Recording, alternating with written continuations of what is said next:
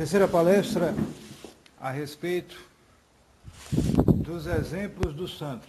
Nós vimos o conceito de santidade, depois nós vimos o culto dos santos, a intercessão, a invocação, tudo isso que o ensinamento da Igreja Católica a respeito disso, mostrando a antiguidade, o valor que tem todos esses ensinos.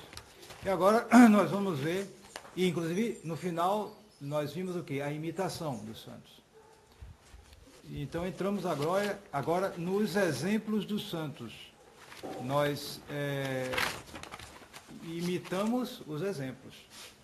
Nós temos que ter diante de nós os exemplos a fim de poder imitar.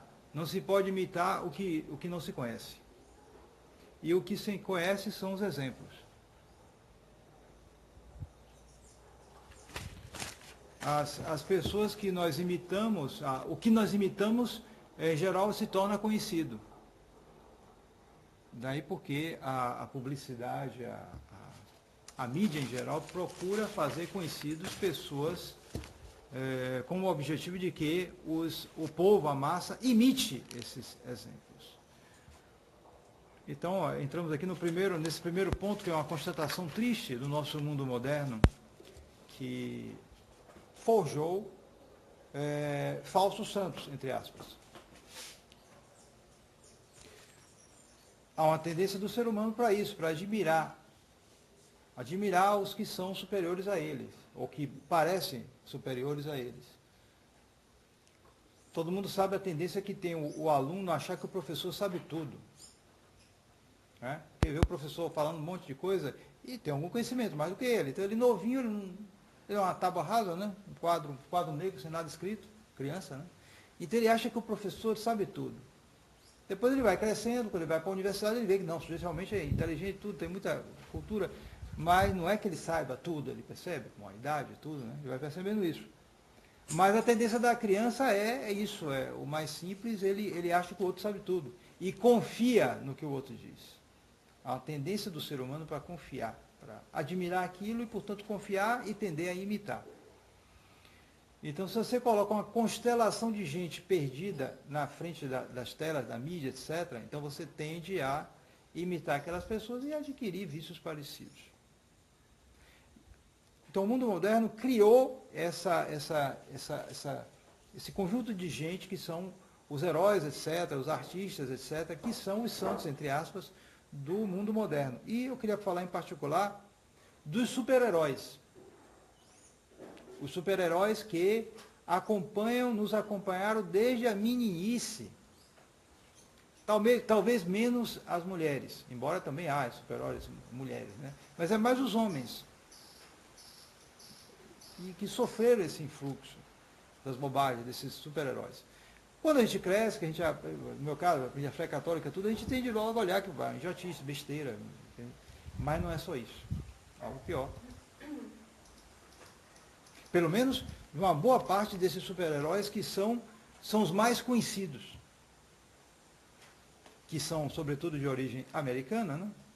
E que, desde que nós nos entendemos por gente, nossos avós já cresceram tendo influência desses super-heróis. Eu li alguma coisa, não li todo, né? Eu li alguma coisa de um livro de Jeremy Leut, chamado, está em francês, né? O mundo oculto dos comic books. O que é comic books? A gente traduz revista em quadrinho. Certo?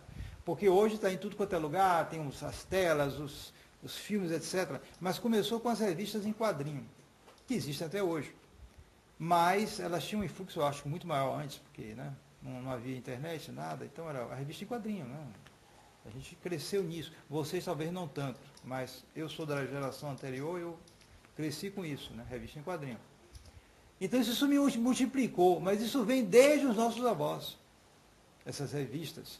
E então criaram-se esses heróis apareceram primeiro nessas revistas. E empresas, né, se dedicaram a isso e ganharam muitíssimo dinheiro com isso, sobretudo nos Estados Unidos, e depois passaram para a Europa, para aqui, para a América do Sul, etc. Então havia duas empresas que deve existir ainda, porque depois isso passou para o cinema, passou para foi desenvolvendo já e hoje está em todo lugar. Então você tem a DC Comics, entre outras, né? E você tem a Marvel, são conhecidas, né?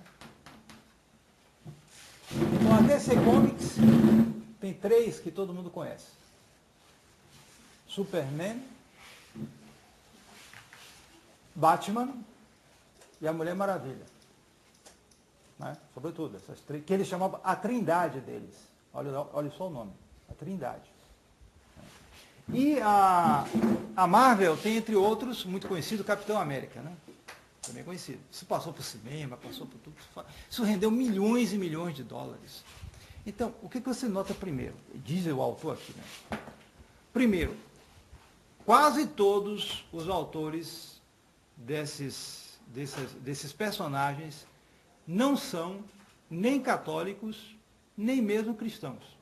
São judeus.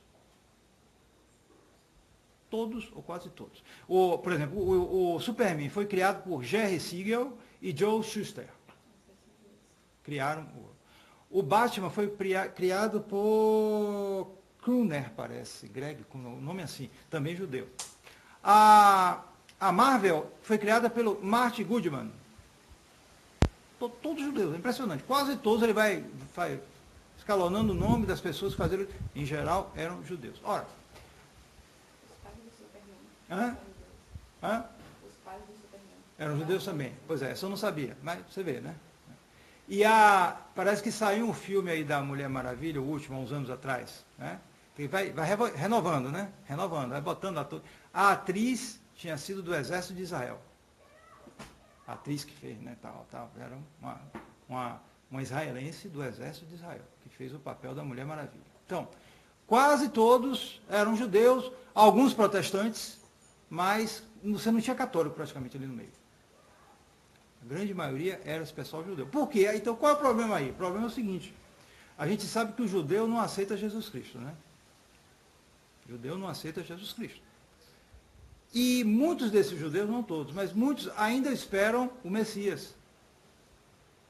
Eles esperam ainda o Messias. O Messias ainda vai vir e tal, eles esperam. Eu contei numa das palestras passadas ontem, né? A história do Bar Kokhba, né? Bar Kokhba, né? Foi um falso Messias que foi aceito pelo Sanedrim. Isso levou a uma revolta dos judeus no ano 134 contra os romanos. Foi uma briga terrível. Eles acabaram perdendo, foram arrasados pelos romanos. Mas esse Bar Kokhba, ele atraiu muita gente. Por quê? Porque ele se apresentava como Messias e ele era um guerreiro. Não era como o nosso Senhor Jesus Cristo. Ele era um guerreiro. Ele vinha para brigar contra o romano e derrubar o romano e botar Israel lá na frente. Então, o pessoal aderiu, foi uma briga terrível. Então, depois deu errado, né? Eles começaram, bom, vamos esperar mais, mas tem gente que ainda espera, dos judeus, né? Porque eles não aceitam Jesus Cristo.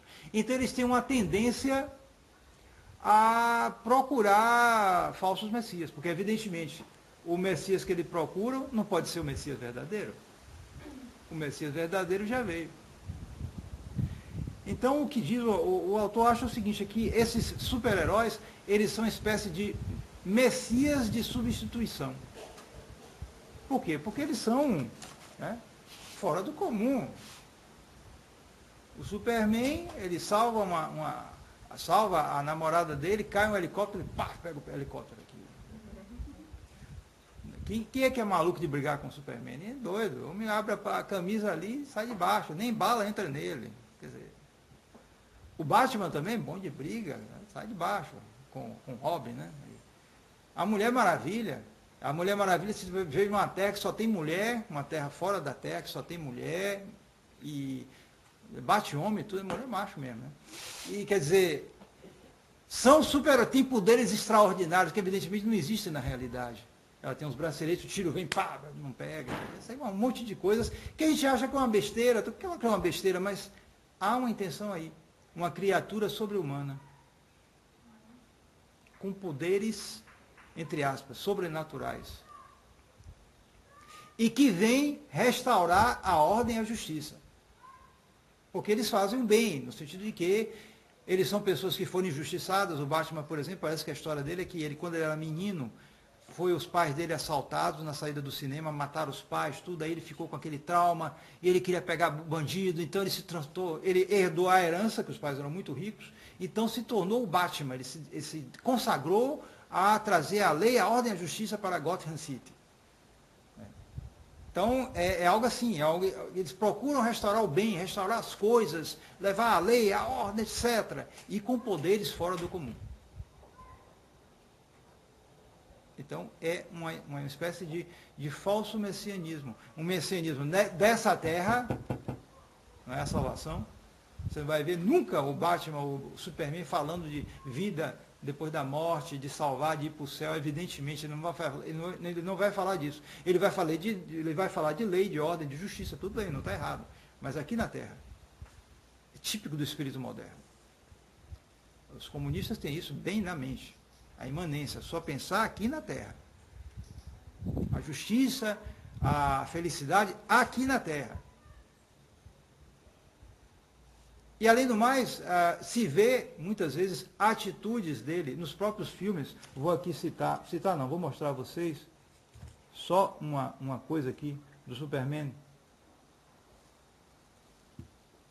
E o pior é que o Superman é realmente retratado como algo sobre-humano. Porque ele vem de outro planeta. Para salvar a humanidade. Exatamente. E aí, o Batman versus o Superman, sendo que o Batman representa a humanidade. E a humanidade dele. Exatamente. Quer dizer, o Superman veio de um outro lugar, mas não é sobrenatural, é de um lugar do universo, algo assim. Ele representa algo mais elevado do que o humano. E aí eles colocam o humano para ganhar dele. Exatamente. E olhe só, por exemplo, as posições em que ele aparece no filme. No filme, por exemplo, de 1978, o filme mais antigo do Superman. Quem quiser poder ver aqui, quem conseguir ver aqui. Nos Smallville eles mostram muito isso. Certo? Olha só no filme mais recente de 2006, outro ator para a geração nova faz uma coisa parecida. Vocês estão vendo a posição? O que é que parece? O nosso Senhor Jesus Cristo na cruz. Ele está salvando a humanidade. Então a coisa fica mais explícita. Então você vê esses meninos, essas crianças pobrezinhas, que nunca leram o Evangelho, nunca leram a vida de Nosso Senhor, não conhecem nada, aprende catecismo errado aí na igreja conciliar, não sabe nada, mas que se veste de Superman, se veste de Capitão América, se veste de Homem-Aranha, se veste do Incrível Hulk, aquele doidão meio esverdeado, né, sai quebrando tudo, fica com raiva, sai de baixo. E por aí vai. Então, esses super-heróis, eles são os santos de substituição para uma humanidade que perdeu os exemplos, né? Então vai atrás de coisas quiméricas que não existem e que trazem por debaixo do pano coisas, uma espécie de messianismo de substituição, pelo menos em vários deles, nos principais, e também coisas erradas que destroem a moral cristã tradicional. Porque a Mulher Maravilha é uma feminista. Bate homem, rapaz. Veio de um planeta, ou sei lá, de uma terra que só tinha mulher. O Batman dorme na mesma cama que o Robin. Tem versões que mostram isso. O Batman dorme com o Robin. Não falam nada, mas sabe como é? Passa por debaixo do pano. Essas coisas. Certo? Além de outras coisas que o autor ele vai estudando, ele pega vários números e vai estudando e vai mostrando coisas impressionantes. Certo? Quer dizer, vai se fazendo uma obra de sabotagem, uma coisa meio subterrânea da moral cristã, ou católica, ou mais ou menos, desde na sociedade americana, que não era uma sociedade católica, mas que tinha alguns ideais cristãos ainda, né? A moral ainda de casamento, disso, aquilo. Eles vão solapando isso, pouco a pouco, desde os anos 40, até chegar no estado que nós estamos. Então, essa é a primeira constatação triste do nosso mundo moderno. Então, diante disso, nós temos que nos desintoxicar, porque todos nós, né, recebemos um pouco disso, né? Possível. Hoje, no mundo das imagens, é impossível. Até hoje, você está no aeroporto, é que você olha, ainda tem isso aí, rapaz, Capitão América, sujeito... ou sei lá, outra bobagem lá, Homem-Aranha, isso desde que eu era menininho já passavam isso, vai repetindo, entrando na cabeça da gente essas tolices, essas bobagens. E que não são só tolices nem bobagens, né? Como eu acabei de mostrar um pouco para vocês. Temos que nos desintoxicar aprendendo os bons exemplos dos santos, porque estes são os nossos ideais. Estes sim tinham poderes verdadeiramente sobrenaturais. Estes sim trabalhavam por Deus. Trabalhavam pela verdadeira justiça e ordem. Sim, trabalhavam por isso, mas uma justiça e ordem que conduz ao céu. Então, os exemplos são muitíssimos, é claro, porque a igreja já tem o costume, além dos livros, dos testemunhos numerosíssimos da vida dos santos, você tem os processos de canonização e beatificação que traz os exemplos desses muitíssimos santos que a igreja produziu, porque é na igreja que se produz a santidade, não fora dela. Então nós vamos citar aqui alguns exemplos de santos, talvez alguns vocês já conheçam, mas é bom relembrar. E para organizar a coisa um pouco, eu vou citar esses exemplos baseados nas virtudes. As 7 virtudes, as 3 teologais e as 4 cardeais. Já que nos processos de beatificação e canonização se estuda exatamente isso. Se os candidatos praticaram em grau heróico essas virtudes. Então, veremos alguns exemplos desses santos. Primeiramente, antes de fazer essa análise segundo as virtudes, é bom também citar alguns santos segundo um critério de preservação ou conversão. Porque é isso. Existem santos que foram preservados. Parece que nasceram fora desse mundo. Mas há outros que não. São convertidos. Passaram uma vida, às vezes, muito, muito difícil, muito ruim. E isso foi permitido por Nosso Senhor para que os homens, nós, pobres pecadores, tenhamos exemplos de todos esses, de todo tipo, não só os que foram preservados, porque, por exemplo, entre os santos que foram preservados, praticamente, tiveram muito pouco contato com o mundo, nós temos Santa Teresinha, né? Santa Teresinha nasceu em 1873 e morreu em 1897 de uma terrível pneumonia que chegou a perfurar o ventre dela. Naquele tempo que não tinha... Ela ficou reduzida a um esqueleto e com 24 aninhos só, né? E ela nasceu numa família de alto nível, rica, de gente lá da Normandia, na França, mas uma família profundamente católica. Naqueles tempos mais preservados, em que famílias verdadeiramente católicas davam uma educação muito esmerada a seus filhos e que não havia tanta influência má do mundo. Então ela cresceu num lar católico e ela mesma dizia que ela, por exemplo, com relação à castidade, né, que fez tanta devastação e continua fazendo, ela foi quase que inteiramente preservada, completamente. Ela disse que ela não sentia absolutamente nada, nenhum problema com relação a isso, praticamente, era uma coisa que praticamente ela não teve o menor contato com isso. E olha que ela era uma moça muito bonita, certo? Mas já contei a vocês a história dela, quando tinha 14 anos, já uma mocinha, foi para a casa de parentes dela, que não era assim, eram católicos, todo mundo era católico naquele tempo, mas não eram tão católicos quanto os pais. Então eles começaram a admirar, mas que moça bonita é sua filha, que menina bonita, isso, aquilo, e ela era realmente bonita. E ela ficou sem entender, porque jamais os pais tinham dito isso dela. Jamais. Veja que é uma educação católica. E ela era bonita.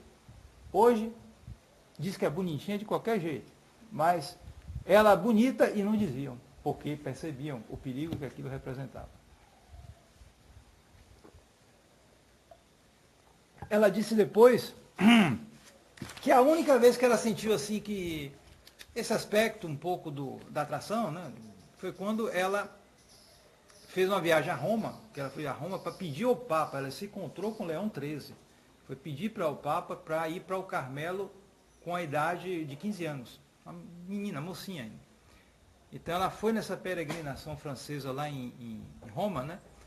Então ela contou que quando ela desceu do trem, aí veio um rapaz italiano, ajudou ela a descer e olhou para ela assim, né? Aquela coisa, né? Achou bonita, né? E ela ficou sem entender assim, foi aí que ela percebeu um pouco essa questão, né? Só isso praticamente na vida dela. Porque era uma vida muito preservada, uma vida muito... Então, ela não teve problema nenhum com isso praticamente na vida dela. Você tem também outro exemplo de uma santa preservada, digamos assim, que é Santa Teresa Margarida. Essa é muito menos conhecida, mas possivelmente não é menos santa. É uma santa italiana do século XVIII. Santa Teresa Margarida Redi. Nobre, família nobre, rica também. E deixou tudo para entrar também no Carmelo, com, acho que foi 17 anos, 16 anos também, bem novinha. Entrou num mosteiro carmelita que estava em decadência. Redi, Redi. Entrou no mosteiro carmelita que estava em decadência, só tinha 8, 9 irmãs de idade. E uma já estava, coitadinha, meio decrépita. E as coisas estavam um tanto desorganizadas. E ela assumiu, ela que era de família nobre, que tinha gente de serviço, tinha uma vida assim bem... Ela se dedicou completamente como escrava daquelas suas irmãs. De tal maneira que foi destruindo, por causa de tanto trabalho, tanta penitência, destruindo sua própria saúde. Ela acabou pegando uma infecção generalizada, chamada septicemia, né? uma espécie de infecção, parece que começa na área do intestinal e depois vai espalhando pelo corpo inteiro. De modo que a pessoa começa a inchar. Naquele tempo, sem os antibióticos, né? Ela morreu inchada, apodrecendo viva. Apodrecendo viva. Ela morreu assim, com 24 aninhos de idade também. Na flor da juventude. Entregou sua vida ao serviço. Só que o que é que aconteceu? Ela morreu inchada, já apodrecendo viva. Depois que ela morreu, o corpo desinchou. E ela está, até hoje, incorrupta, para quem quiser ver. O Padre Jair viu. Eu não vi. O Padre Jair viu. O Padre Jair disse que foi a Florença. A Florença é a famosa cidade da arte italiana, aquelas coisas maravilhosas. Ele não viu nada, só foi para ver o corpo de Santa Teresa Margarida. Mais nada. Não quis nem ver, só viu o corpo dela. Dizem que a freira disse para ele, até hoje, quando o sol bate, você ainda vê um pouco o brilho dos olhos azuis dela, que estão um pouquinho abertos. 200 e tantos anos. Está vendo o que nosso Senhor faz com os santos? Depois a gente vai ver o capítulo dos milagres dos santos. Já entramos um pouquinho aqui, né? Mas a gente tem que se fixar nisso aqui, nos exemplos que eles nos deram. Então, são santas que foram completamente preservadas do pecado, assim, em grande parte, né? Conheceram pouco o mundo. Aí vocês podem dizer, padre, mas isso aí é impossível para a gente, né? Porque a gente está nesse mundo, é difícil, não adianta, esse mundo perdido, como é que pode? Não é para a gente, não. Não. De certo modo, é um pouco sim para a gente, mas para facilitar, nosso Senhor então permitiu que haja também santos convertidos. Santos que passaram uma vida, às vezes, muito ruim. Para que você não tenha desculpa. Aí esse aí, tinha uma vida pior que você, se tornou um santo. Está vendo? Não tem desculpa. E podemos citar, entre outros, entre os santos convertidos, Santo Agostinho. Santo Agostinho, até 31 anos, viveu com a mulher sem casamento. Teve um filho. Teve um filho. Como era o nome? Alípio, o filho dele. Que se tornou religioso como ele também. Certo? Até 31 anos viveu com uma mulher sem casamento. Era um pagão, né? E depois se tornou maniqueu, herege, tudo, até achar a fé católica com Santo Ambrósio. Santo Ambrósio que o levou a se converter. Depois de ter dado uma volta no mundo, porque ficou famoso, ficou tinha recurso, tudo isso, e andou fazendo coisa errada por aí. Então ele conta essa história dele no livro chamado As Confissões. Foi um livro que ele escreveu quando ele já era, eu acho que ele já era bispo na época, e ele já estava com muita fama de santidade, então o pessoal começou a elogiá-lo, né, tal, aquela coisa, uma pessoa, homem de Deus, tá ali, peraí. Aí fez um livro contando, é o que eu fiz antes de me converter, isso, aquilo, chamado As Confissões, né, para se humilhar, né. Mesmo assim, não são pecados nada, eu acho que o pior de todos é esse aí. Não, ele não era dos piores, mas havia coisas erradas, né, particularmente esse aí, né. Além disso, você tem São Camilo de Leles, de quem eu falei um pouco na pregação do domingo anterior, né? São Camilo de Leles, ele tem essa particularidade, ele não se converteu de uma hora para outra. Ele foi caindo, levantando, caindo, levantando, caindo, levantando, tá vendo? Aí você tem um exemplo também para você, se você cai, levanta, eu nunca vou ser santo, São Camilo foi. E se conta que a conversão de vez dele foi quando ele porque o problema dele é o seguinte, ele era forte, alto, forte, e se meteu em vida militar, certo? Era de família até de recurso, mas se meteu em vida militar e se viciou em jogo. Tem gente aí que acaba a vida com jogo, cria um vício com uma coisa horrorosa. Bom, por aí também havia outros vícios, mas o principal era esse. Então ele perdeu tudo com o jogo, tudo. Uma vez ele perdeu até a própria camisa, jogando. E então ele acabou se empregando em coisas, qualquer emprego para ganhar um dinheirinho para sobreviver. Havia uns capuchinhos que procuravam convertê-lo. Ele às vezes se convertia, mas depois voltava, aquela coisa, vício, voltava, aquela dificuldade. Até que um dia ele estava carregando lá um emprego lá que ele estava para ganhar um dinheirinho. E ele realmente ali ele se arrependeu, ele disse, pobre de mim, como Deus me procurou e eu resisti à graça, etc, etc. E aí ele tomou a resolução de mudar mesmo de vida. E aí ele se lembrou, meu Deus, hoje é dia de 2 de fevereiro, dia da purificação de Nossa Senhora. Ele atribuiu a conversão dele a uma graça especialíssima da Santíssima Virgem. E daí diante ele foi para frente. E ele se tornou religioso. E ele criou uma ordem religiosa que existe até hoje, inclusive no Brasil, a ordem dos camilianos, que são religiosos que se consagram ao cuidado dos enfermos. Um grande santo se tornou, depois de ter passado uma vida caindo e levantando. Também outro exemplo, particularmente importante, porque é de uma mulher que foi pecadora. Santa Margarida de Cortona. Quem já ouviu falar dela? Santa Margarida de Cortona. Cortona é uma cidade do sul da Itália. Essa santa viveu no século XV ou XIV, acho que foi do século XV. Qual era a particularidade? Ela era uma moça muito bonita. E aí, só que ao contrário de Santa Teresinha, não teve uma vida preservada, né? Acabou se envolvendo com um homem. E viveu um bom tempo junta com ele sem casamento. Acho que até tiveram um filho, eu acho. Então, um dia, esse homem que vivia com ela foi fazer uma viagem de cavalo naquele tempo, com um cachorrinho do lado dele. E depois de algum tempo, o cachorrinho voltou latindo todo aflito. Ela então saiu para ver do que se tratava e depois de caminhar um tempo, encontrou o homem com quem ela viveu morto. Certamente morto por inimigos, alguma coisa lá que mataram o que vivia com ela, né? E aí ela se deu conta, caiu em si. Esse homem foi para o inferno por minha causa. E então entrou num trauma enorme e numa tentação de desespero. Inclusive numa tentação porque ela, quando ela ficou sem o concubino dela, né? Ela tinha 28 anos, ainda era uma moça jovem e bonita. Teve até tentação de entrar numa vida de pecado, mais ainda.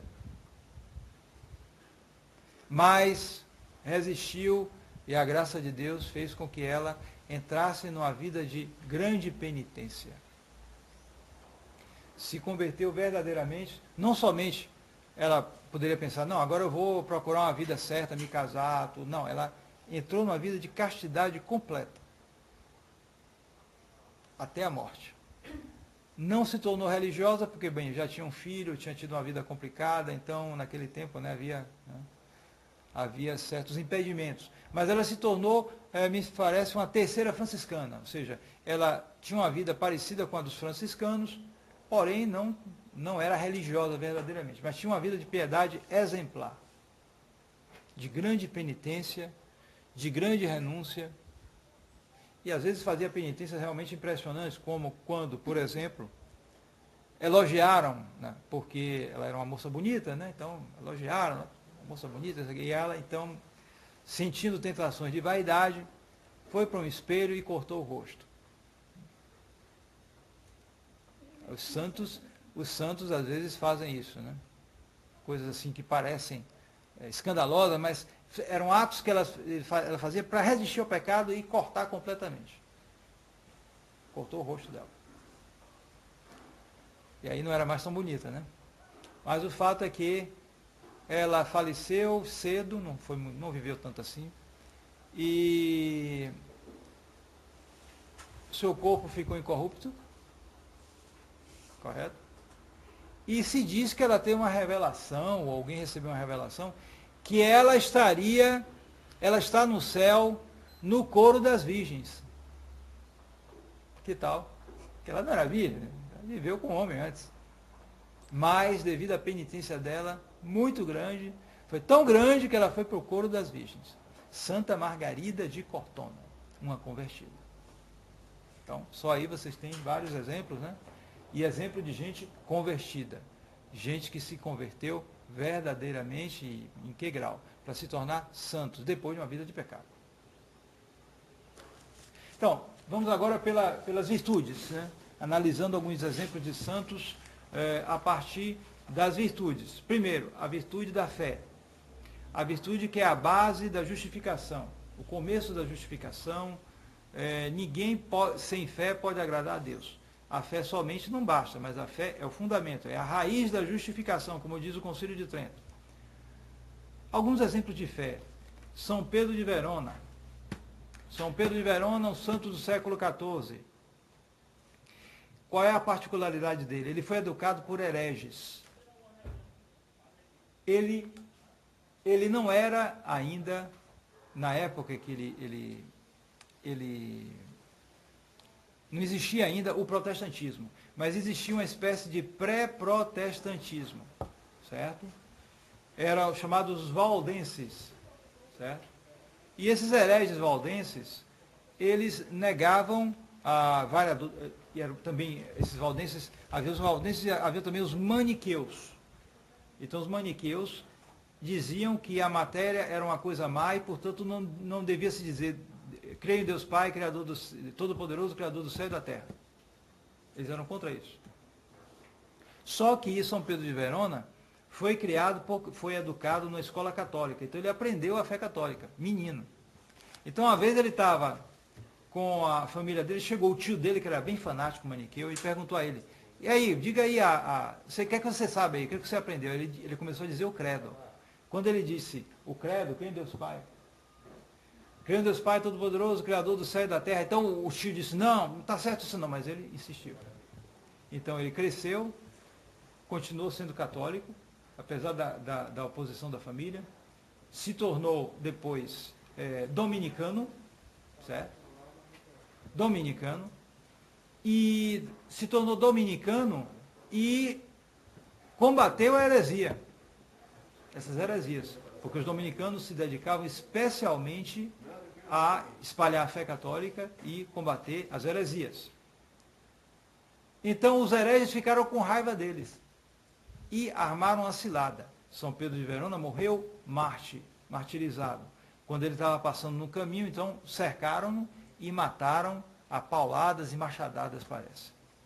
Então, quando ele caiu, deram uma pancada muito forte na cabeça dele, e ele caiu sangrando, ele então pegou com o dedo o sangue dele e escreveu, credo. O mesmo credo que ele tinha dito quando ele era menino. Morreu assim mártir da fé católica, São Pedro de Verona. Outro exemplo, São Clemente Hofbauer.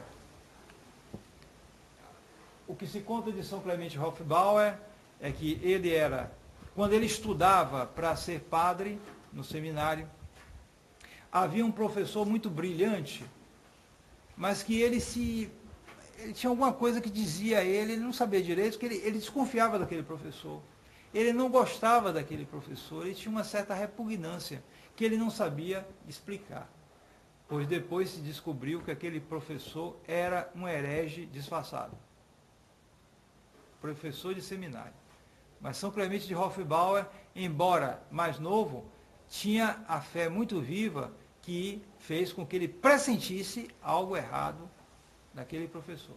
Então as pessoas que têm uma fé, cultivam a fé, eles têm isso, uma espécie de instinto da fé. Mesmo que eles não tenham estudado muito, eles percebem que há algo que não está certo ali.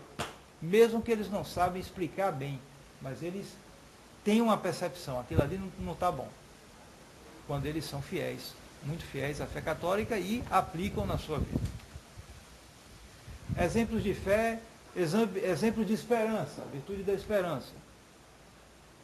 Santa Teresinha, mais uma vez citamos. Santa Teresinha na sua doença. Santa Teresinha passou 1 ano e meio doente de tuberculose. A tuberculose foi piorando cada vez mais. E não foi só a doença do corpo. Ela passou por um período de uma secura espiritual terrível. Ela teve muitíssimas tentações, mesmo contra a fé. Algo que ela não tinha, porque ela vivia numa consolação muito grande antes, apesar dos sofrimentos dela, da vida religiosa, tudo isso. Mas, quando chegou essa doença, junto com a doença veio a aridez espiritual. Ela pensava que ela ficava cheia de tentações, ela rezava e nada resolvia, ela ficava numa tentação, às vezes até de desespero. Duas coisas juntas. Mas ela jamais perdeu a esperança no céu. De tal modo que ela esperava contra toda esperança, digamos assim. Aquilo ali era uma provação permitida por Deus para purificá-la. Mas a esperança dela era muito forte, de tal modo que isso, já no final, quando ela estava para morrer, ela então se deu conta que ela amava a Deus. E ela morreu fazendo um ato de amor a Deus. Ela morreu dizendo, meu Deus, eu vos amo. Foram as últimas palavras dela. A pessoa morrer assim, hein? Outro exemplo de esperança, São Bernardo de Claraval. Porque São Bernardo passou por uma provação muito grande. Ele era venerado por toda a cristandade. Era uma espécie de oráculo da cristandade. Os reis o consultavam. Tal o prestígio dele. E então o que é que ocorreu? Num determinado momento, São Bernardo de Claraval foi chamado para pregar a segunda cruzada, porque os cristãos tinham feito a primeira cruzada, tinham tomado Jerusalém e toda aquela região do Oriente Médio. Mas os maometanos conseguiram retomar uma parte depois de várias décadas conseguiram retomar. Então o Papa convocou outra cruzada, naquele tempo em que o Papa tinha uma influência tão grande que podia juntar vários países para fazer uma guerra contra os maometanos. E então São Bernardo foi chamado para pregar essa cruzada. E São Bernardo pregou e disse que os cristãos se juntassem, lutassem, que eles iam ganhar. Mas eles não ganharam. Na segunda cruzada, os católicos foram derrotados, não conseguiram. Não conseguiram. Na guerra eles acabaram perdendo. E então, tudo mudou.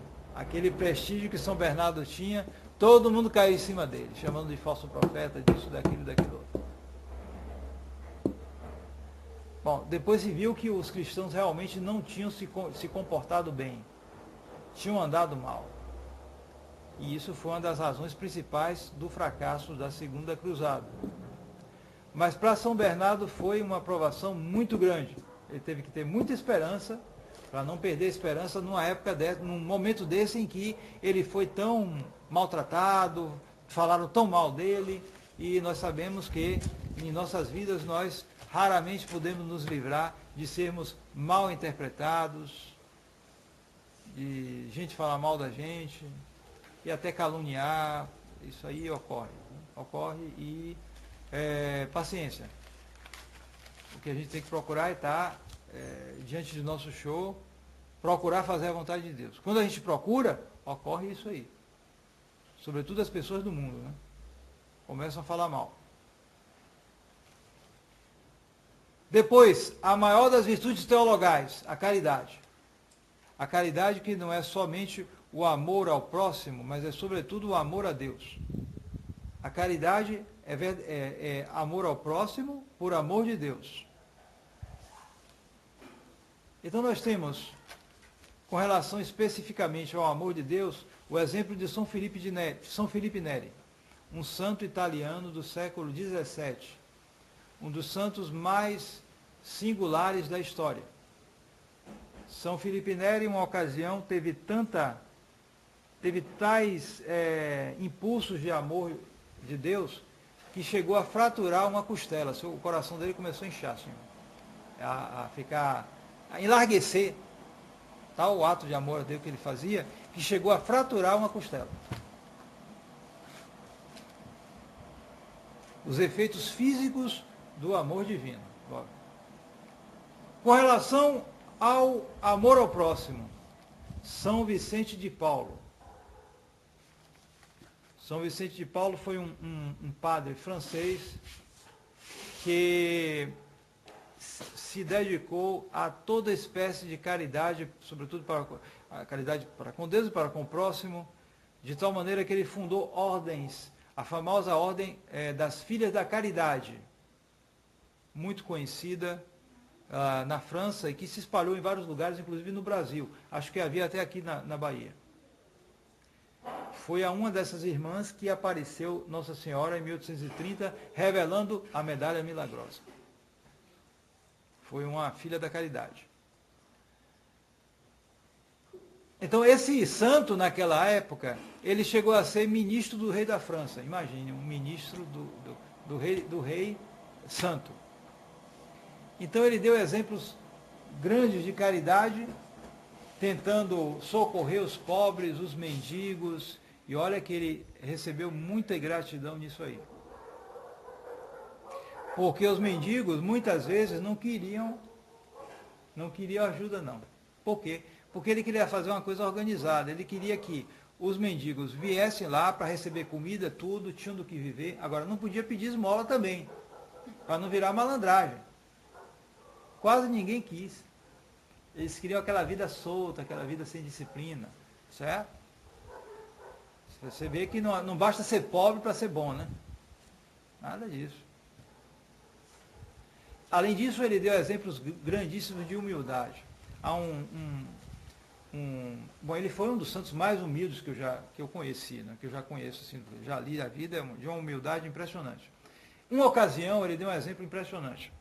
Ele era ministro do rei, ministro para coisas do culto divino. E naquela época, muita gente buscava cargos eclesiásticos para o filho dele, para isso, para aquilo, porque implicava, inclusive, em muita renda, né? Então foi lá uma grande senhora francesa para pedir para o filho dela tal cargo eclesiástico, para São Vicente de Paula, que era o ministro do rei, era um homem muito importante. Só que o filho dela não era digno daquilo. Então São Vicente de Paula, que tinha que cumprir suas obrigações, disse para a senhora, a grande senhora lá, nobre, que olha, não dá, seu filho não pode exercer esse cargo, tal, não pode.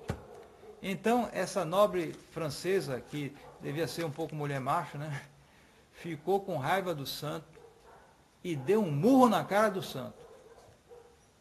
Um murro mesmo. Pensou? Então vieram ele era ministro, né? Tinha gente para tomar a segurança, tudo, né? Veio gente para pegar a mulher, então, e aí ia pegar a mulher, né? Claro, ia prender a mulher, afinal ele era ministro. Mas São Vicente de Paula disse, não, Não faça nada com ela, não. Vejam só como as mães amam os filhos. Para ele interpretou assim, né?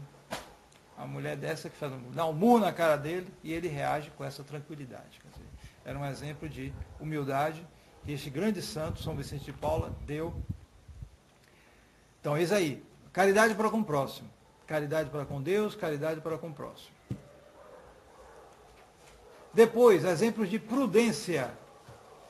Hoje é dia de São Francisco de Sales, grande santo francês que foi bispo de uma diocese na Suíça, chamada Genebra. Quando ele chegou, havia uns 20 e poucos católicos. Todo mundo era protestante. Quando ele morreu, havia uns 20 e poucos protestantes na cidade e todo mundo católico. Converteu todo mundo. Mas era um santo de uma grande... Bom, já entra aí a prudência, né? Porque ele foi bispo dessa cidade, teve uma grande prudência, porque ele chegou numa diocese, quase todo mundo protestante. Como é que administra essa diocese? Mas ele teve muita prudência e muita mansidão no meio das provações dele. Olha que ele era de família de militar, tinha um temperamento irritado, nervoso. Certa vez veio um advogado lá protestante, entrou no Palácio Episcopal e disse um monte de coisa com o dedo rígido do bispo, ofendeu, fez isso, fez aquilo, e ele manteve a tranquilidade completa diante disso. Então, depois que o homem saiu desaforado, os próprios empregados chegaram para o bispo, mas como é que o senhor aguenta isso? E ele tranquilamente, meu amigo, se eu me irritasse, eu perderia 25 anos de esforço. Que tal? 25 anos de esforço para se dominar. São Francisco de Sales é o santo de hoje. O corpo dele também está incorrupto. Eu vi lá na França, no Instituto São Pio X, a mitra e a capa de asperges de São Francisco de Sales. Está lá. Na Europa a gente vê mais essas coisas, essas relíquias, essas coisas assim, a gente vê e fica impressionado com isso. A mitra dele e a capa de asperges, de São Francisco de Sales. Não é de qualquer um, não. Né?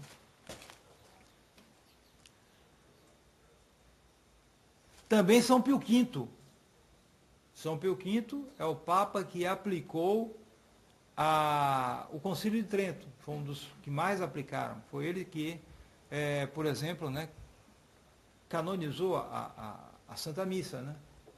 O rito que nós celebramos, o rito tradicional, foi ele que fez. Quer dizer, ele que codificou, né? Além de uma série de aplicações muito delicadas na época, na situação que se encontrava a igreja depois do flagelo protestante. Muita coisa a resolver.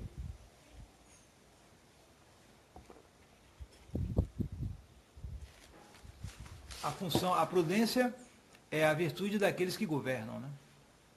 E São Pio V era Papa, ele tinha tarefas pesadíssimas a exercer. E exerceu com grande prudência.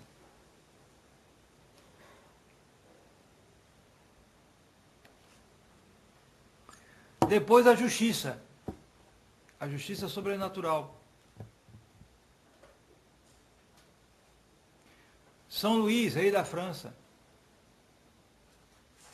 administrava a justiça como hoje tem todos esses tribunais aí, tudo isso que o pessoal inventa, uma complexidade da justiça tal que acaba piorando muitas coisas. Esse Luís é com Z ou com S? Hã? Esse Luís é com Z ou com S? É com S. Então, ele foi rei da França no século XIII. Além da prudência, né, como governante, ele teve que exercer a justiça. Só que ele exercia de uma maneira bem pessoal. Ele ia para debaixo de um carvalho e chamava todo mundo que tinha questão, qualquer um, ia lá falar com o rei. Não precisava de guarda-costa, disso, daquilo outro. Você vê como ele era benquisto, né? O rei. Ele ia para debaixo de um carvalho, era um santo, né? E todo mundo que tivesse questão, vem para cá, vamos conversar. A justiça era muito mais simples, menos complexa.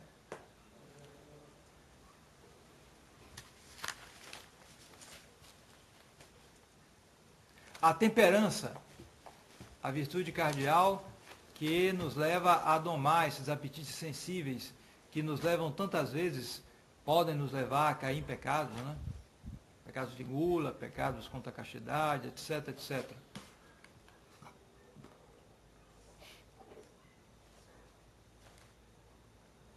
Santo Antão do deserto. Foram esses santos que nos primeiros séculos da igreja se dedicaram a uma vida ascética impressionante, que hoje pode causar espanto a nós.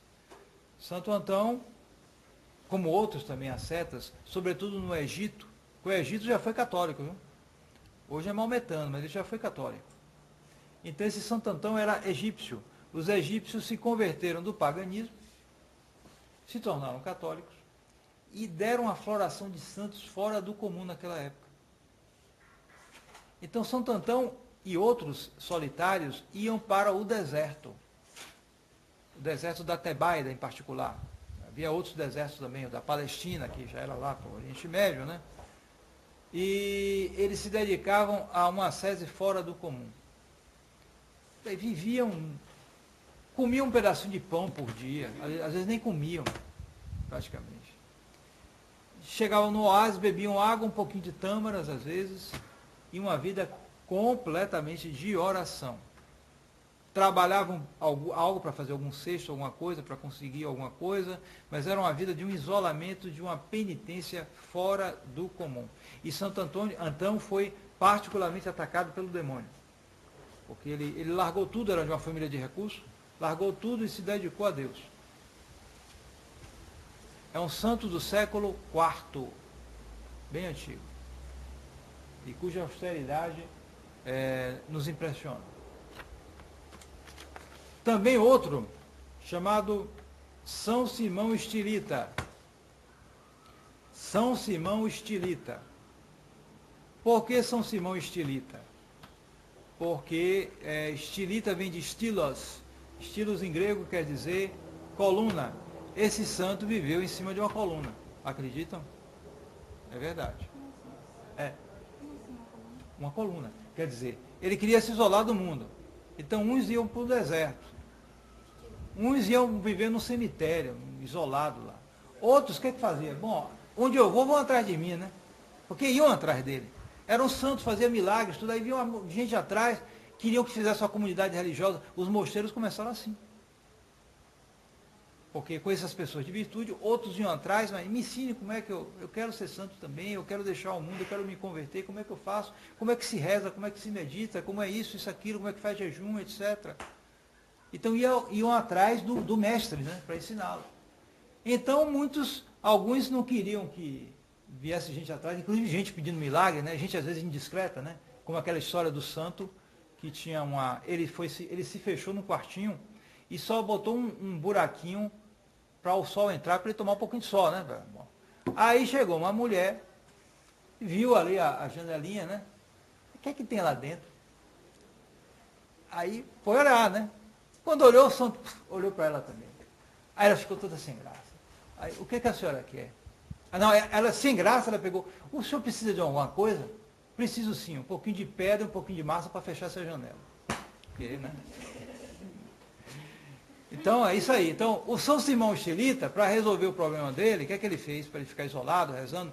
Ele fez uma coluna e ficou em cima da coluna. Para se chegar alguém lá, não sobe para cá, eu fico olhando, estou lá. Uma coluna, sim, exatamente. Uma coluna com espaço em cima, onde ele não podia nem deitar. Nem deitar ele conseguia. Ele se deita, quando ele tinha que descansar, ele se recostava. Ele não deitava. Imagina. E aí, como vinha, mas não adiantava, vinha gente atrás dele. Às vezes ficava um para mandar um pão para ele, uma coisa assim, para ele comer um pouquinho, e ele ia se virando ali, numa coluna. Então, à medida que ele ia avançando em santidade, vinha mais gente. Aí ele, rapaz, espera aí, chamar os amigos dele, vamos fazer uma coluna mais alta. Aí foi fazendo outra. Ele fez 3 colunas. A última tinha uns 25 metros de altura. Já pensou? Lá em cima, e o pessoal pedindo oração, reza por mim, não sei o quê, até o imperador. Os imperadores procuravam tudo e ele lá rezando. E não foi só ele não, foram vários que fizeram isso. O mais famoso foi ele, São Simão Estirita. Parece que foi quem começou isso. Então havia essas pessoas que chegavam a esses extremos, entre aspas, de uma vida de penitência, de uma vida de entrega a Nosso Senhor, impressionante. São Bento Labre, quem já ouviu falar? Ah, já ouviram falar, né? Só vocês. Alguém já ouviu falar também? Além de São Bento Labre. Esse já está próximo de nós. Século XVIII. Não tem tanto tempo. Era francês. Então, São Bento Labre tentou ser monge. Acho que foi em 2 ou 3 mosteiros. Mas ele era tão penitente, tão singular, que o pessoal, não, rapaz, não dá não, você tem que viver sozinho. Né? Aí ele, tá bom, se eu não posso viver monge no mosteiro, eu vou ser monge no mundo. Então ele passou a ser um peregrino. Ele andava fazendo peregrinações como mendigo, certo? Mendigo. E, numa vida de penitência, uma das penitências que ele fazia era nunca tomar banho. Tá bom? Nunca tomar banho. Consequência, ficava cheio de piolho. E ele guardava os piolhos que o mortificavam muito. Você imagine, vocês ficar aqui, já devem ter percebido, né? Sobretudo na época de calor, você ficar aqui, chega de noite, começa as muriçocas. Aí você começa a se irritar, a coçar aqui. Ele não coçava, deixava os piolhos lá. E quando caía um, ele pegava de volta e botava. Já pensou? Que mortificação? E não se queixava de nada. Aceitava, se lhe desse, não aceitava dinheiro, se lhe desse algum alimento, ele aceitava. Se tivesse alimento demais, ele dividia com o pobre. O demais dele deve ser o quê? É. Um ponteiro, Então era uma vida de uma penitência fora do comum, passando todo tipo de humilhação. E Deus o tornou um dos grandes santos da história da igreja. Graças a essa vida de mortificação e de humildade, de grande humildade.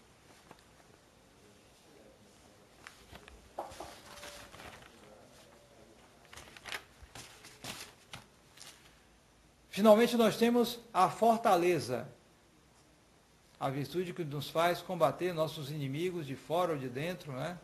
Uma virtude necessária para aqueles que estão aqui nesse mundo, na igreja militante, no combate. Nós temos, por exemplo, o exemplo de Santo Inácio de Loyola. Quem já ouviu falar em Santo Inácio de Loyola? Já ouviram, né? Já ouviram, todo mundo já conhece. Ele fundou uma ordem religiosa, não é verdade? Como é o nome dessa ordem religiosa? Ninguém sabe. Se chama os Jesuítas. Alguém aqui conhece Salvador? Você é de Salvador? Conhece o Colégio Antônio Vieira, no Garcia? É dos Jesuítas. Eu estudei lá. Eu estudei no São José. Pois é. Então, o colégio dos Jesuítas, enorme aquele colégio, é dos Jesuítas. Essa ordem religiosa foi fundada por Santo Inácio de Loyola. Se tornou uma ordem imensa, fortíssima, com um poder tão grande que a maçonaria ficou com a raiva dela, que só descansou quando conseguiu que um papa mais fraco extinguisse a ordem jesuíta. Fez intriga de tudo quanto foi modo.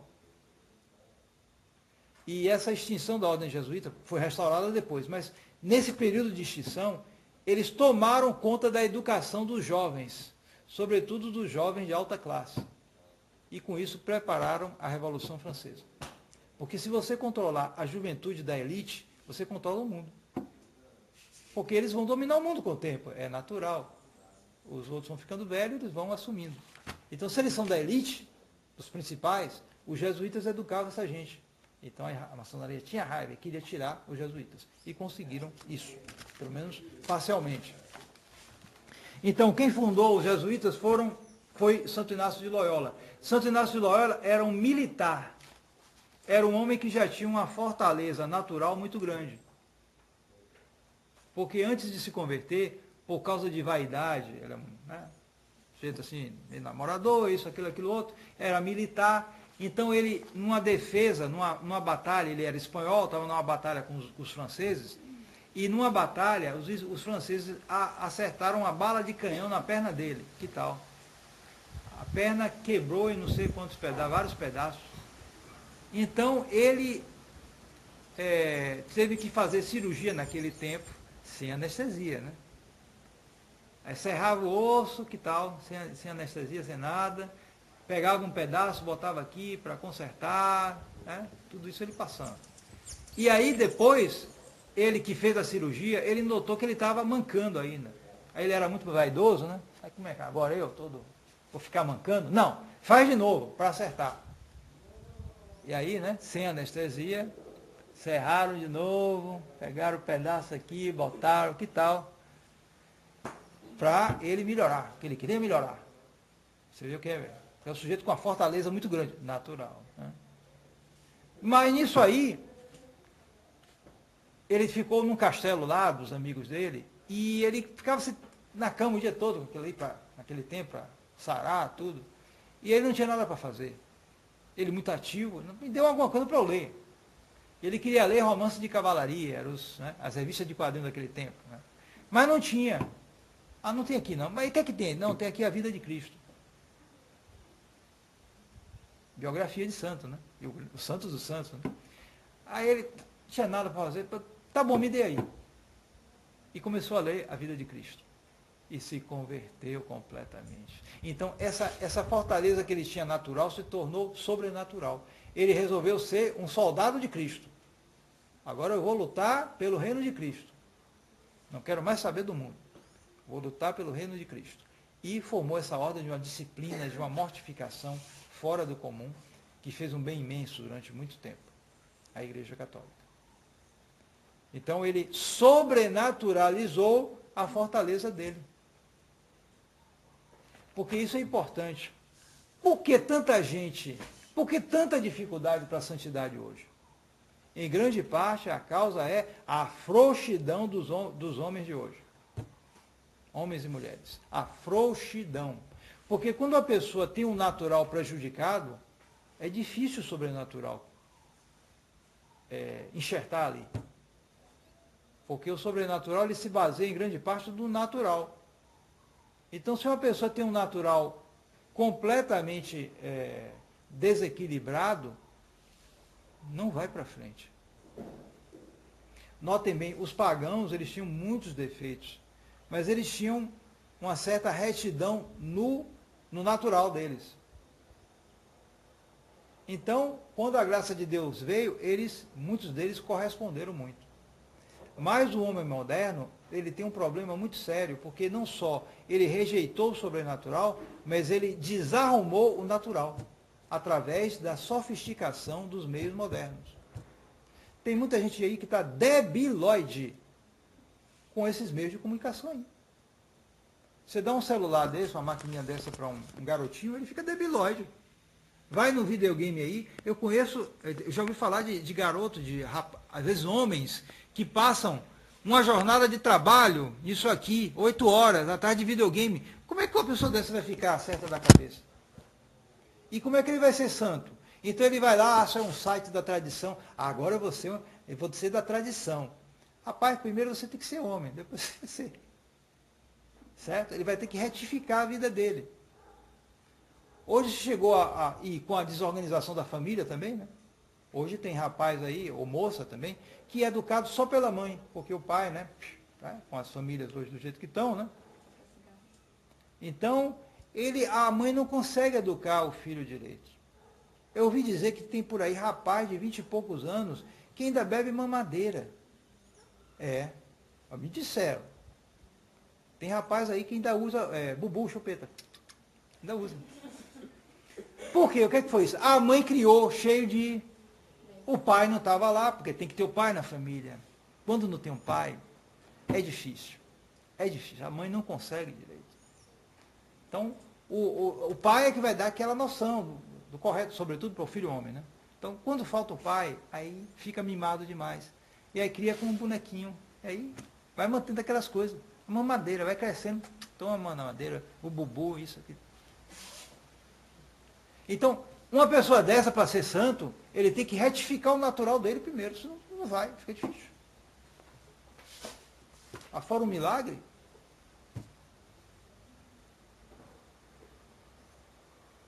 Então, isso aí, um exemplo, né, de fortaleza de Santo Inácio de Loyola, que já era um homem bem forte, já antes da conversão dele, e que com a conversão dele sobrenaturalizou essa fortaleza. Então, alguns exemplos, porque vocês peçam a Nosso Senhor para desenvolver a admiração pelos santos. Porque o ser humano é admirativo. Faz parte do ser humano. Admirar. Admirar, desejar ser como aquele que é admirado e procurar imitar. Faz parte do ser humano, sobretudo os mais jovens, que não têm ideais ainda. Eles têm que procurar esses ideais. O problema é que ideais serão. Então vocês tenham bem em mente isso. Procurem conhecer e admirar os santos para que vocês tenham exemplos, como alguns que eu dei aqui brevemente, né? E há muitíssimos outros, né?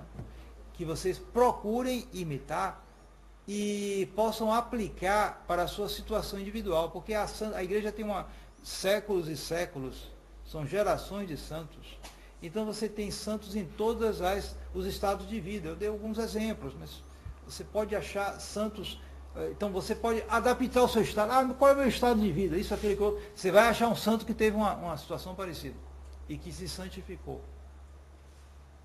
E procurem conhecer a vida dos santos, porque aí vocês têm a virtude, os ensinamentos, o catecismo aplicados.